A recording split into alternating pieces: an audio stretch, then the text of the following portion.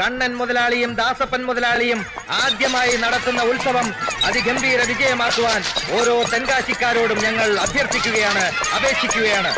കടമിഴിയിൽ കമലദളം, കവിളിണയിൽ സിന്ദൂരം, നടന്നാൽ പുലരിമഴ, പൂഞ്ചൊടിയിൽ പുന്നാരം. കടമിഴിയിൽ കമലദളം, കവിളിണയിൽ സിന്ദൂരം, നടന്നാൽ പുലരിമഴ, പൂഞ്ചൊടിയിൽ പുന്നാരം.